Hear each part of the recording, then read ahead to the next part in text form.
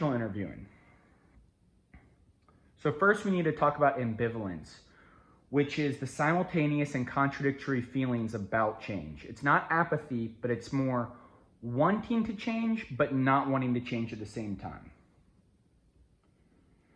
Motivational interviewing targets this ambivalence. It's a collaborative, goal-oriented style of counseling where the therapist helps elicit the change from within the client. It challenges the idea that people simply change when they feel bad enough. And it challenges the idea that the therapist is this expert that comes in to save the client with their expertise.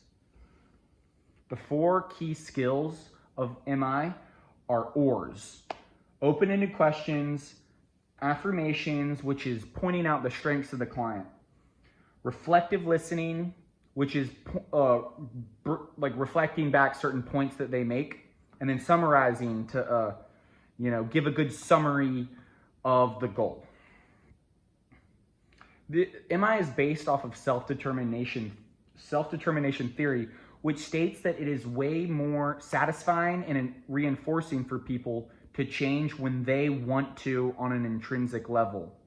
The motivation for change is much stronger when it's intrinsic rather than forced from intrinsic sources, and it's more satisfying. A study was done adding motivational interviewing counseling to nicotine patch users of homeless smokers, and it actually did not work. So this is just to show that MI is a talk therapy that takes involvement from the client too. And the patch is also a really strong way. The nicotine-based solutions still have a lot of validity and have worked for a lot of people. That being said, this other study here, MI did work for schizophrenia, people with schizophrenia. There's a much higher prevalence of smoking and lower cessation rates for people with schizophrenia. And there were 3 intervention groups. One who got exposed to MI counseling, another was standard psychoed sessions, and the other was advice. And a greater proportion of those who were in the MI group contacted a tobacco dependence treatment provider, 32% versus 11 and 0, and attended the first session to take that next step towards change. So the MI worked for them when they were exposed to it. So the spirit of MI is partnership, which is sharing versus being an expert. It's more important to share. And then recognize that the client is the expert on themselves. And it's the shared task of change between the therapist and the client. It's not all on the therapist. Acceptance, which is autonomy support, respecting the client's freedom to choose. And then acceptance doesn't mean approval.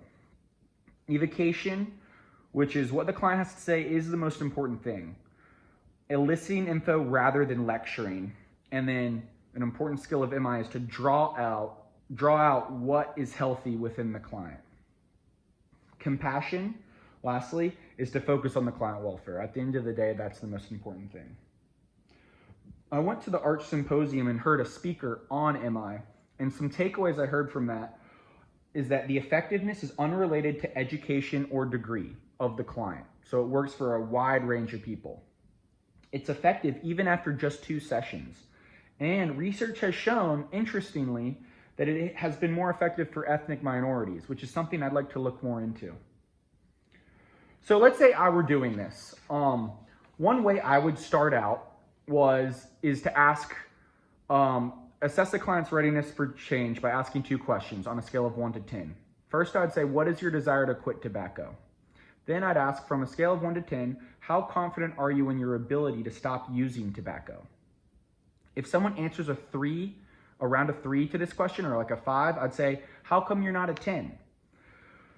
Then I would listen and discuss any ambivalence presented. If they mention their kids as a reason to change, then we get into like why, how does smoking affect their kid? Then we get into some pros and cons. Smoking is a nasty addiction, and a lot of people that do it hate that they do it. At the same time, it is an itch for them to scratch, and it provides relief, and it's something to do. So this is the hallmark of ambivalence. I'd then follow up by asking some open-ended questions, such as, how did you first start using tobacco? Or what would you change in your life if you stopped using tobacco? What would change? Another skill I